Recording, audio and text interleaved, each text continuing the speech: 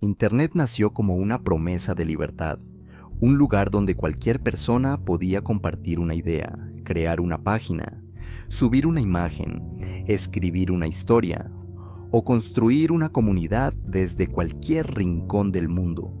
Durante mucho tiempo, esa fue la parte más fascinante de la red, la sensación de que todo estaba a un clic de distancia.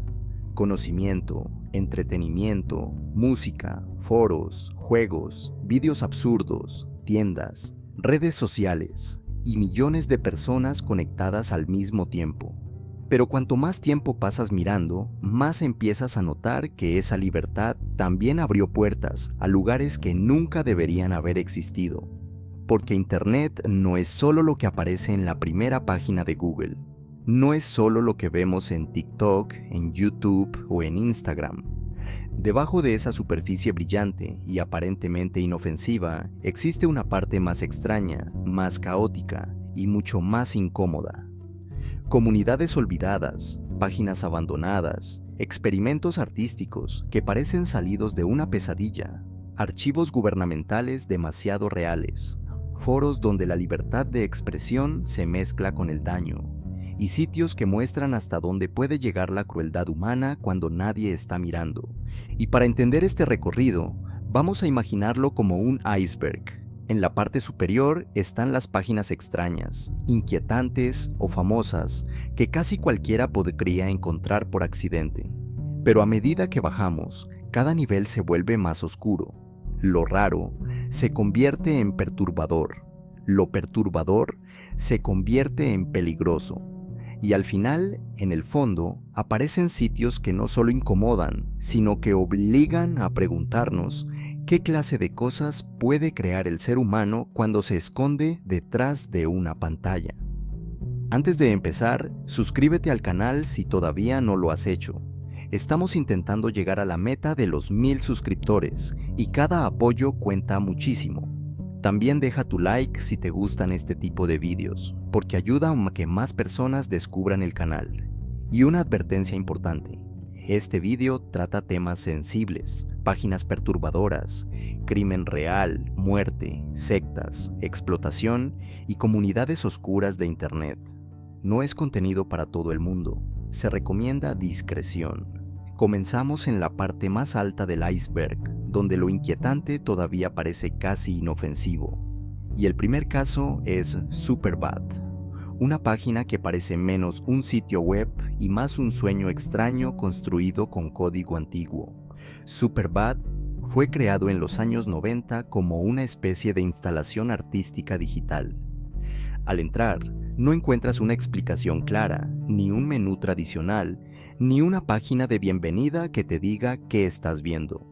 Lo que encuentras son enlaces raros, imágenes deformadas, textos sin contexto, patrones abstractos, colores agresivos y pequeñas escenas que parecen conectadas por una lógica que solo entiende su creador. Explorar Superbad se siente como caminar por una casa abandonada dentro de Internet. Haces clic en un lugar y apareces en una pantalla con rostros extraños. Haces clic otra vez y llegas a frases incompletas, después a fotografías borrosas, después a diseños que parecen errores gráficos, pero que en realidad están colocados ahí a propósito. No hay una historia clara, no hay una meta, no hay una recompensa al final. Solo existe la sensación de que cada clic te lleva más lejos de la normalidad. Lo curioso es que Superbad no fue creado como una página de terror. No era un sitio diseñado para asustar directamente, ni una broma pesada, ni una leyenda urbana.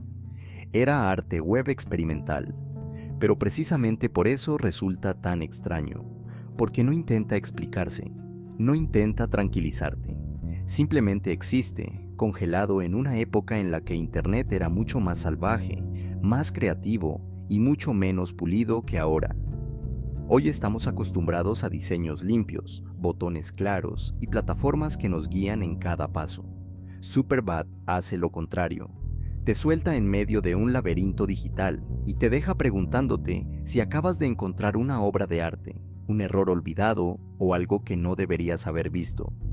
Después tenemos Akinator, una página mucho más conocida y aparentemente inocente.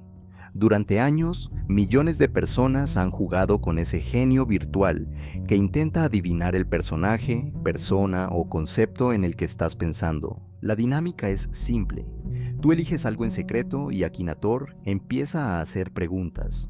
Si tu personaje es real, si es famoso, si aparece en una película, si tiene barba, si canta, si juega al fútbol, si es de un país determinado.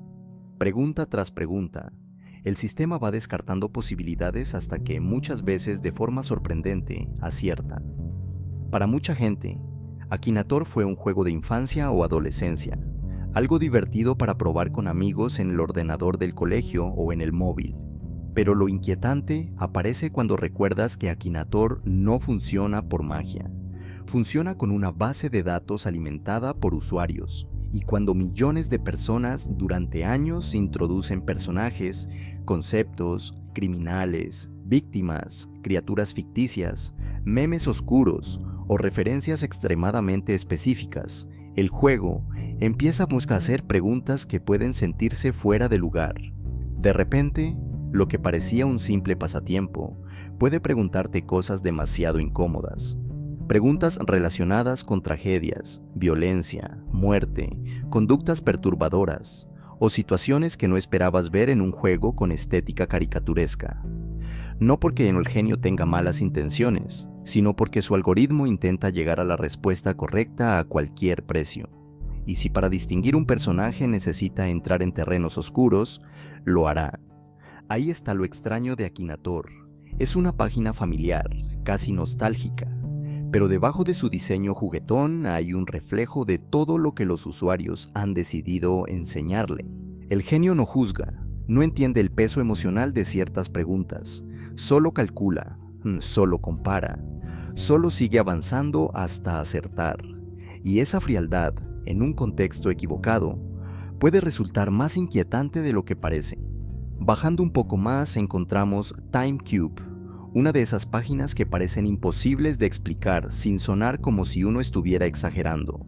TimeCube fue creada por Gene Ray, un hombre que afirmaba haber descubierto una verdad absoluta sobre el tiempo, la Tierra, la educación, la ciencia y prácticamente todo lo que conocemos. Según su teoría, cada día no era un solo día, sino 4 días simultáneos ocurriendo al mismo tiempo.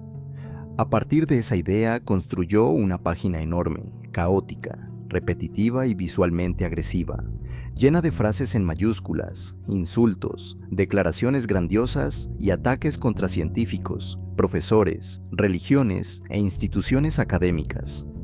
Leer TimeCube era entrar en una mente completamente convencida de haber descubierto algo que el resto del mundo no podía o no quería aceptar.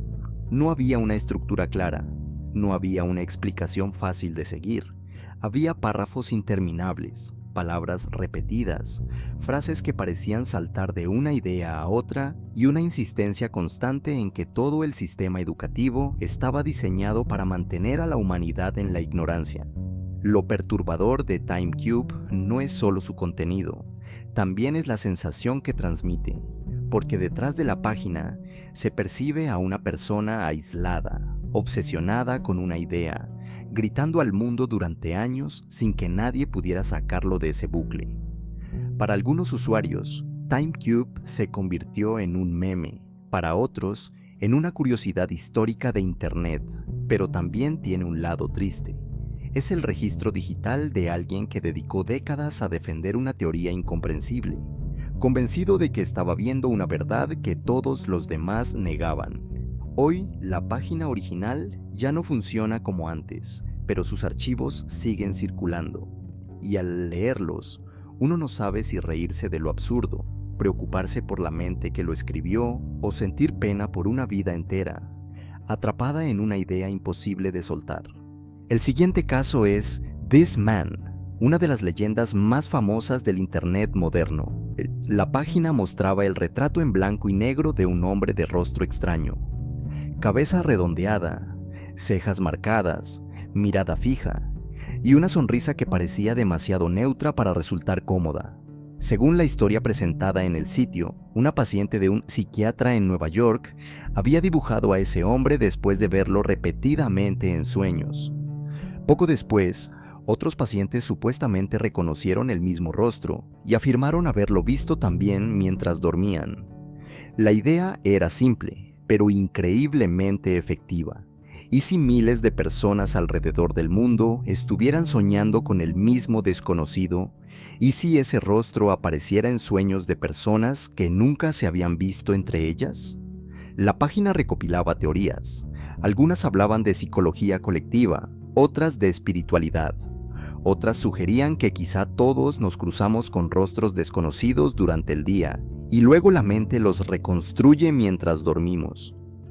Pero la fuerza de This Man no estaba en sus explicaciones. Estaba en la imagen. Ese rostro se quedó grabado en la cultura de Internet. Apareció en memes, videos, relatos de terror, foros, creepypastas y teorías. Con el tiempo se supo que todo formaba parte de un proyecto o experimento viral, pero eso no eliminó la incomodidad, porque la pregunta ya estaba sembrada. Aunque supieras que la historia no era real, quizá esa noche, al cerrar los ojos, podías recordar el dibujo. Y tal vez eso era suficiente para que el hombre apareciera en tus sueños, no por misterio sobrenatural, sino porque Internet ya lo había metido en tu cabeza. Ahora entramos en un nivel más sucio, más caótico y más representativo de la primera época de la red. Fugly fue una página de finales de los 90 y principios de los 2000, que funcionaba como una comunidad de enlaces, imágenes y vídeos extraños. Antes de que las redes sociales ordenaran Internet en perfiles, algoritmos y normas de moderación, existían sitios donde los usuarios compartían prácticamente cualquier cosa. Chistes malos, fotografías absurdas, memes primitivos, accidentes, imágenes desagradables, bromas crueles y contenido pensado únicamente para provocar una reacción. Fugly vivía en esa frontera entre lo gracioso y lo desagradable, un lugar donde el humor dependía muchas veces del shock, de la humillación o de exponer a otras personas. Había secciones dedicadas a conversaciones con usuarios, bromas en salas de chat y capturas, donde se intentaba hacer quedar mal a alguien. Algunas podían parecer simples troleos de la época, otras cruzaban líneas mucho más serias, porque en ese Internet antiguo la privacidad era frágil, la moderación era escasa, y mucha gente no entendía del todo las consecuencias de lo que hacía en línea. Lo inquietante de Fugly no es solo que existiera, es que representa una mentalidad que nunca desapareció por completo. La idea de que todo vale si provoca risa. La idea de que detrás de una pantalla las personas se convierten en personajes, objetivos o víctimas de una broma. Hoy las plataformas son más grandes y las reglas son más estrictas, pero esa cultura de exposición, burla y morbo sigue viva en muchas partes de Internet. Fugly fue una versión temprana, cruda y desordenada de algo que todavía reconocemos demasiado bien. Después, tenemos una página completamente distinta, pero igual de perturbadora por razones mucho más reales: los registros públicos del corredor de la muerte en Texas. A diferencia de otras entradas de este iceberg, aquí no hablamos de arte extraño, leyendas urbanas o comunidades caóticas. Hablamos de un sitio oficial donde se documentan ejecuciones reales. Nombres, fechas, delitos, víctimas, últimas declaraciones y en algunos casos, detalles de los últimos momentos de personas condenadas a muerte. Texas ha sido históricamente uno de los estados con mayor número de ejecuciones en Estados Unidos, y su página oficial permite consultar esos registros. Lo que hace tan inquietante a este sitio es la manera en que convierte una realidad extrema en una base de datos.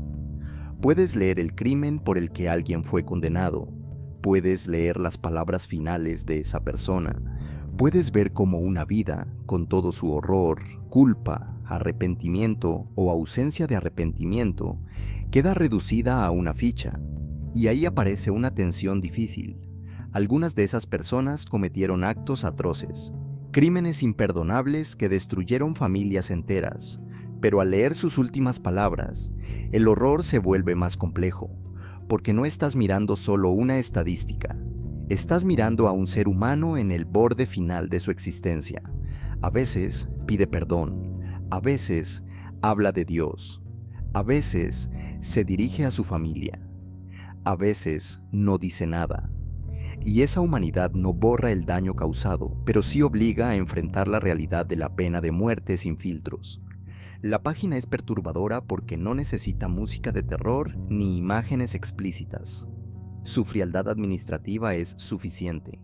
Cada registro recuerda que detrás de los debates políticos, legales y morales, hay personas reales, víctimas reales, familias reales, condenados reales y decisiones irreversibles.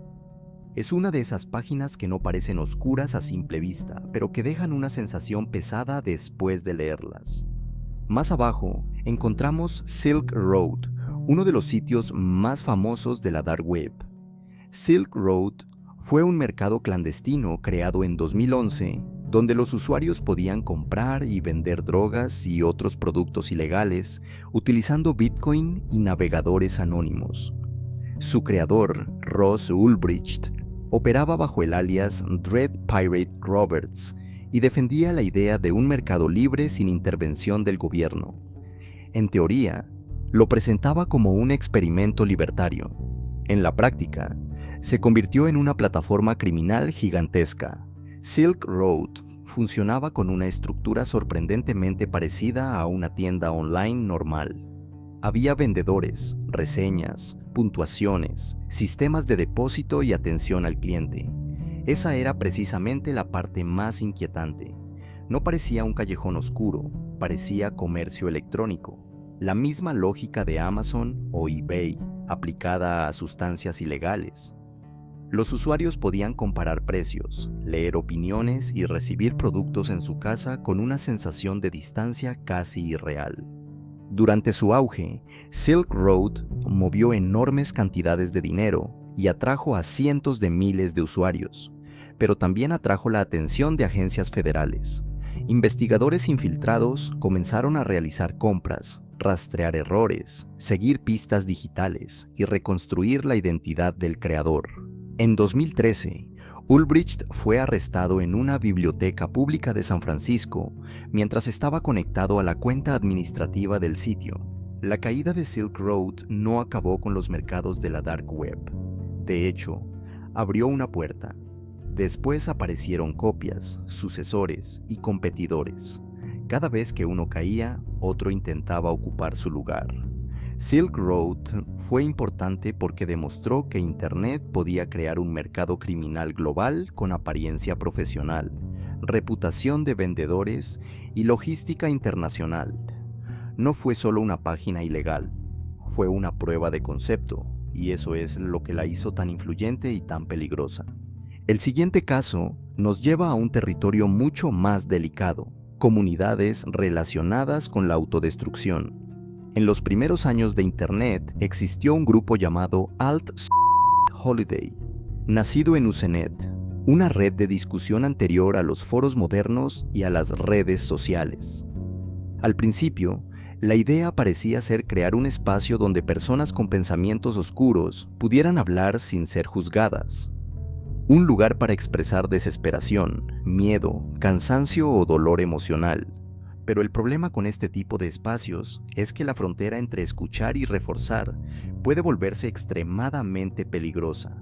A diferencia de comunidades centradas en la prevención, este grupo desarrolló una cultura donde algunas personas defendían una postura de decisión personal. Eso hizo que el ambiente se volviera ambiguo.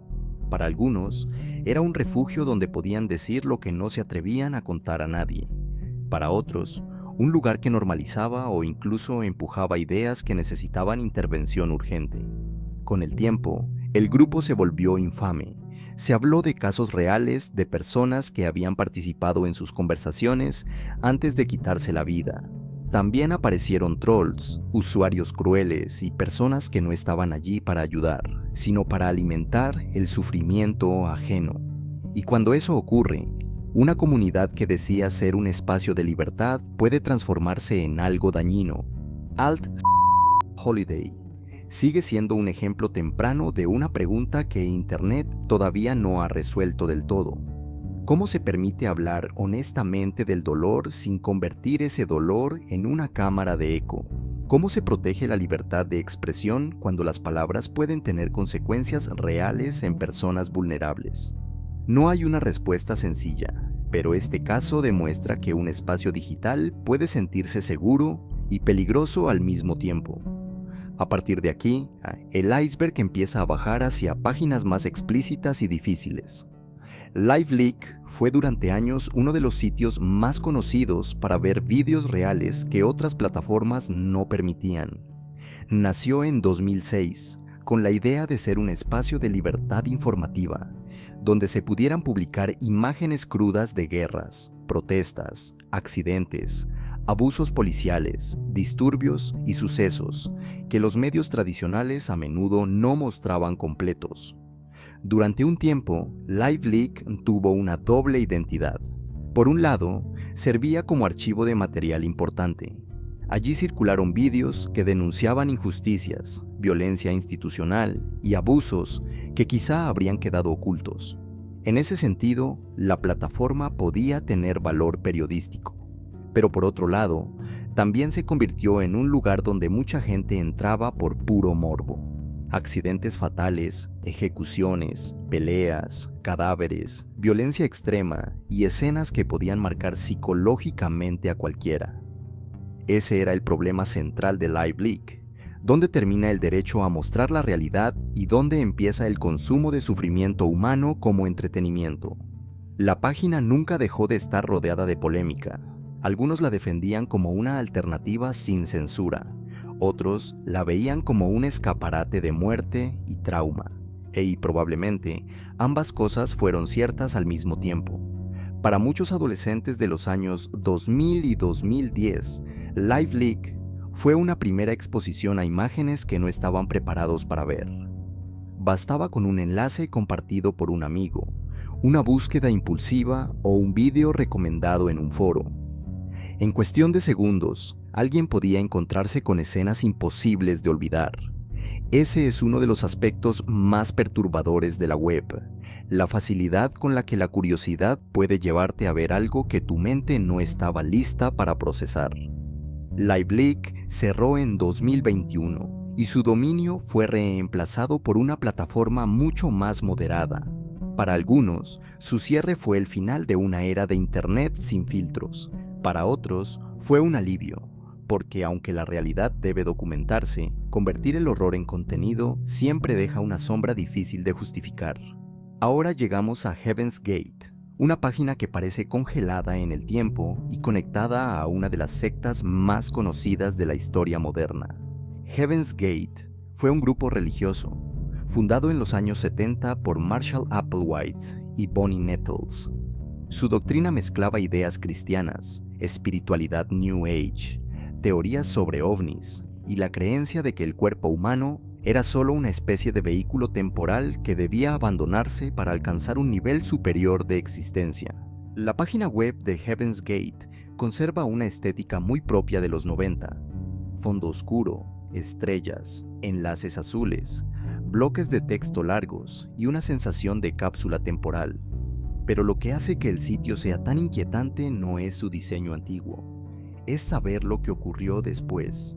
En 1997, coincidiendo con el paso del cometa Hale-Bopp, 39 miembros del grupo murieron en una casa de Rancho Santa Fe, California, en uno de los casos de muerte colectiva más impactantes de Estados Unidos. El sitio funcionaba como una herramienta de difusión. Allí se explicaban sus creencias, sus advertencias, su visión del mundo y la supuesta oportunidad de abandonar la vida terrestre para ascender a otro plano. Leerlo hoy produce una sensación extraña, porque no parece un documento histórico neutral, parece una puerta que sigue abierta. Una invitación escrita por personas que ya no están vivas, mantenida como si el mensaje todavía esperara nuevos lectores. Lo más perturbador de Heaven's Gate es que demuestra el poder de una creencia cuando se aísla del mundo real. Una idea puede empezar como espiritualidad, como búsqueda de sentido o como comunidad, Pero si nadie la cuestiona, si se vuelve absoluta, si un líder controla cada interpretación, puede arrastrar a personas vulnerables hacia decisiones irreversibles. La página sigue ahí como advertencia, pero también como reliquia, un recordatorio de que Internet no solo guarda información, también conserva fantasmas. Más abajo, encontramos una de las subculturas más desagradables del crimen real: los sitios y comunidades de admiradores de los atacantes de Columbine. La masacre de Columbine ocurrió en 1999, cuando 2 estudiantes atacaron su escuela en Colorado, matando a 13 personas e hiriendo a muchas más antes de quitarse la vida. Fue una tragedia que cambió para siempre la conversación sobre violencia escolar, medios, armas, adolescentes, aislamiento y cultura digital. Pero con el paso de los años apareció algo profundamente inquietante. En lugar de recordar a las víctimas, algunas personas comenzaron a obsesionarse con los asesinos. En foros, Tumblr, redes sociales y comunidades de crimen real, surgieron usuarios que los trataban como figuras trágicas, incomprendidas o incluso románticas. Compartían sus fotos, analizaban sus diarios, hacían dibujos, escribían relatos y hablaban de ellos como si fueran celebridades oscuras. Esta obsesión no es solo desagradable, también es peligrosa, porque transforma un acto de violencia real en estética, convierte asesinos en símbolos, borra a las víctimas y coloca en el centro a quienes causaron el daño. Y cuando alguien vulnerable, aislado o lleno de rabia entra en una comunidad que glorifica a criminales, puede empezar a verlos no como advertencias, sino como modelos. Columbine no solo fue una tragedia, también se convirtió, por desgracia, en referencia para otros ataques posteriores. Muchos agresores han mencionado, imitado o admirado a los perpetradores. Por eso estas comunidades son tan perturbadoras. No se trata simplemente de interés por el crimen real. El interés puede ser crítico, educativo o preventivo. El problema aparece cuando la fascinación se vuelve devoción, cuando la investigación se convierte en idolatría, cuando la empatía se dirige hacia los asesinos y no hacia las personas que perdieron la vida. En Internet, una imagen puede convertirse en mito, un nombre puede convertirse en símbolo, y una tragedia, si se cuenta mal o se consume de forma enferma, puede transformarse en inspiración para alguien que busca dejar una marca. Esa es la razón por la que estas comunidades están tan abajo en el iceberg, porque no solo recuerdan el horror, a veces lo alimentan. El siguiente caso es NAMBLA, una organización tan moralmente repulsiva que su existencia parece difícil de creer. NAMBLA significa North American Man Boy Love Association y fue fundada a finales de los años 70. Su objetivo era defender la eliminación o reducción de las leyes de edad de consentimiento, presentando como libertad lo que en realidad era una justificación del abuso de menores. Durante décadas, NAMBLA intentó colocarse cerca de movimientos de derechos civiles y de liberación sexual, aprovechándose del lenguaje de la libertad, la privacidad y la igualdad para promover algo completamente distinto. Esa estrategia causó rechazo absoluto en organizaciones legítimas, especialmente dentro de la comunidad LGBTQ, que durante años tuvo que enfrentarse a campañas de odio que intentaban asociarla falsamente con grupos depredadores como este. Lo inquietante de NAMBLA es su intento de disfrazar el daño con palabras políticas o filosóficas. En lugar de presentarse como lo que era, utilizaba discursos sobre derechos, amor, persecución o libertad personal. Pero ninguna retórica puede cambiar el hecho central. Un menor no puede dar consentimiento a un adulto en una relación de ese tipo. La diferencia de edad, poder, experiencia y control convierte cualquier intento de normalizarlo en abuso. Aunque la organización perdió visibilidad y quedó prácticamente destruida por el rechazo social, legal y cultural, todavía existen restos en Internet, páginas archivadas, textos antiguos, defensas repugnantes y materiales que muestran cómo intentaban racionalizar lo indefendible. Es una de las entradas más oscuras, no por su estética ni por su misterio, sino por lo claro que es su daño. No hay ambigüedad, no hay debate interesante, solo una organización que intentó proteger a depredadores bajo una máscara ideológica. Y finalmente, llegamos al fondo del iceberg. Aquí ya no hablamos de rarezas, ni de páginas antiguas, ni de leyendas virales. Hablamos de No Limits Fun, un sitio de la Dark Web vinculado a Peter Scully, uno de los criminales más infames relacionados con explotación infantil extrema. Este es un tema profundamente delicado, y no vamos a describir los vídeos ni los actos cometidos, porque sería innecesario, dañino y absolutamente inapropiado. Basta con decir que el sitio existía para distribuir material de abuso contra menores a una audiencia privada dispuesta a pagar enormes cantidades de dinero por contenido ilegal y monstruoso. Peter Scully era un hombre australiano que huyó a Filipinas, donde continuó cometiendo crímenes atroces. Su nombre se hizo conocido internacionalmente cuando uno de sus vídeos más infames salió de los círculos cerrados de la Dark Web y provocó una investigación global. Autoridades de varios países, incluyendo Australia, Filipinas e Interpol, trabajaron para rastrearlo, identificarlo y detenerlo. Finalmente fue arrestado en 2015. No Limits Fun representa una de las caras más horribles de Internet, la parte donde la tecnología, el anonimato, las criptomonedas y las redes ocultas no se usan para privacidad legítima ni para evadir censura política, sino para explotar a las personas más vulnerables que existen. Es difícil hablar de este caso sin sentir rabia, porque detrás de cada archivo, cada pago y cada usuario había víctimas reales, niñas reales, daño real, vidas destruidas. Lo más perturbador es que el cierre de un sitio no borra el sufrimiento que causó. Aunque los responsables sean arrestados, aunque los dominios desaparezcan, aunque los archivos se persigan y se eliminen, las víctimas tienen que vivir con las consecuencias. Y eso convierte esta entrada en el punto más bajo del iceberg. No por ser misteriosa, sino por ser humana en el peor sentido posible.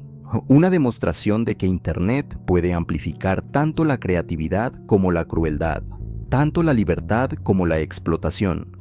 Después de recorrer este iceberg, es difícil ver Internet de la misma forma, porque la red no es buena ni mala por sí misma. Es un espejo, refleja lo que somos capaces de crear, imaginar, compartir y descubrir, pero también refleja lo que somos capaces de esconder. En la superficie encontramos juegos, memes, arte extraño y páginas que parecen simples reliquias digitales. Pero al bajar, aparecen preguntas cada vez más incómodas sobre libertad, responsabilidad, morbo, anonimato y daño. Algunas páginas de este iceberg son inquietantes por su diseño, otras por su historia, otras porque muestran una realidad que preferiríamos ignorar, y otras porque demuestran que detrás de una pantalla puede haber personas dispuestas a hacer cosas absolutamente imperdonables. Por eso la curiosidad en Internet debe tener límites. No todo lo que existe merece ser buscado. No todo lo que puede verse debería verse. Y no todos los rincones de la red son solo una aventura extraña para contar después. Internet puede ser una herramienta increíble. Puede enseñar, conectar, entretener y dar voz a personas que de otra manera no serían escuchadas. Pero también puede convertirse en un archivo de obsesiones, violencia y dolor. Y cuanto más bajamos en el iceberg, más evidente se vuelve que la verdadera oscuridad no está en la tecnología, sino en quienes la utilizan para dañar. Si llegaste hasta aquí, gracias por ver el video completo. Recuerda dejar tu like y suscribirte al canal para ayudarnos a llegar a los 1000 suscriptores. De verdad, cada persona que se suma hace una diferencia enorme. Cuídate mucho cuando navegues por Internet. Sé curioso, pero no imprudente. Hay cosas que, una vez vistas, no se pueden olvidar. Y a veces, la mejor decisión es cerrar la página antes de seguir bajando.